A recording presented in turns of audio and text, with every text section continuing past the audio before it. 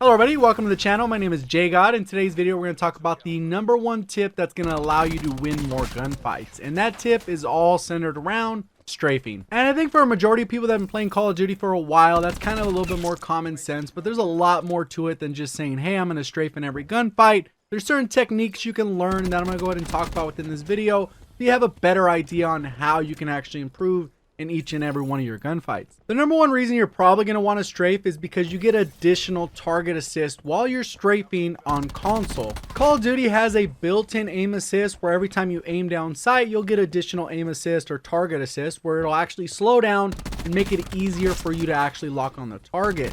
They also have a secondary feature, which is rotational aim assist or rotational target assist. And one of the cool things is once you master this rotational aim assist and combine that with your regular aim down sight target assist, you're going to get what's called a sticky aim. And that's a lot of times what you'll see when you actually watch really good players play. It looks like they're able to snap on targets with ease, and a lot of it goes back to mastering the aim down sight and rotational aim assist. One of the most important parts that a lot of times people don't realize with the rotational aim assist is that you can actually be walking in any direction. So if you're strafing to the right, it's going to work to the left, or even if you're walking forward or backwards while you're aiming down sight, you'll get this rotational aim assist. So what that means is for every gunfight you have in Black Ops 4, you should be moving that left analog stick. Whether it's back, forward, left, right, it doesn't matter as long as you have that rotational aim assist activated. Your odds of winning that gunfight increase significantly. So that's always something to consider when you're actually picking up your weapon. Some weapons will have stock 1, some will have stock 2, and then each weapon class has its own rating on how fast you can strafe. Obviously the SMGs are faster than the rifles, which are faster than the LMGs. And the main reason you want that increased strafing speed is because the faster you can strafe, the harder it'll be for your enemy to actually land shots on you. And that's in addition to the help you're already getting with that rotational aim assist.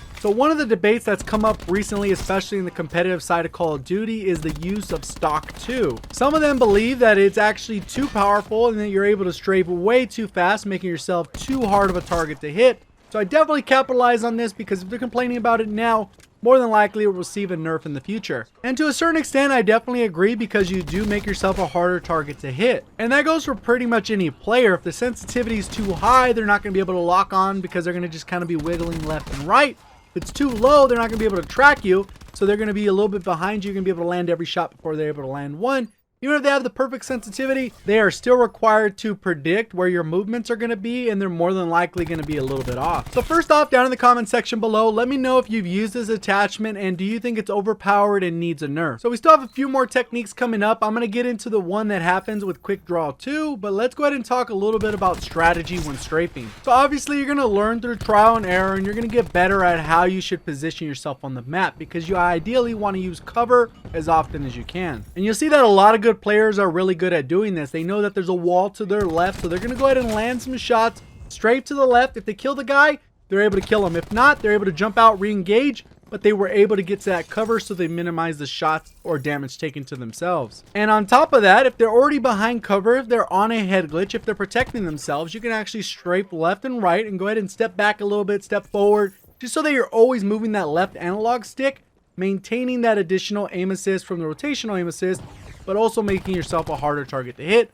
especially at range. So even though there's plenty of you out there that are probably not strafing in every gunfight, that's okay. You're going to learn this type of behavior over time. Just make it a priority when you're playing. I need to strafe, I need to strafe, I need to strafe. And like many other things in the game, if you work on them long enough, you make them a part of your muscle memory, it'll be instinctive and you won't have to worry about it for every single gunfight because you'll just do it naturally. So now we'll go ahead and talk about that little trick that allows you to strafe faster even without stock. So one thing to be aware of is how you move when you do not have your weapon aimed down sight is significantly faster than it is when you actually are aimed down sight. And although this technique has been pretty common in the professional or competitive scene, it has kind of started to find its way into public matches. And this tends to happen very often in Call of Duty because professional players are always looking to get a competitive edge in whatever way they can, even if they have to exploit the game's mechanics. Kind of similar to the way I talked about that anti-recoil trick that you're able to pretty much make it so that almost none of your weapons have recoil is very similar to this particular trick. And the trick I'm talking about is aim down sight spam. So it wouldn't necessarily work for every weapon and every sight, but pretty much how the trick works is you kind of spam that left trigger to make it so that you're aiming down sight and releasing the aim down sight and then aiming down sight. You kind of continue that pattern And if you get the timing just right, you'll be able to strafe as if you're not aiming down sight, which is pretty fast, but you'll actually be aimed down sight, so you'll still be able to fire your weapon, track the target, and do what you need to do to win those gunfights. And this technique has to be one of the most popular when it comes to the Maddox rifle, and the main reason for that is because it has something called Quickdraw 2. And the main advantage with Quickdraw 2 is that peripheral sight does not change, and what that means is pretty much the way your screen looks when you aim down sight and when you're at the hip fire is identical. The only difference is how the weapon moves. It'll automatically go into aim down sight, back to the hip, aim down sight, back to the hip, and won't actually change your field of view.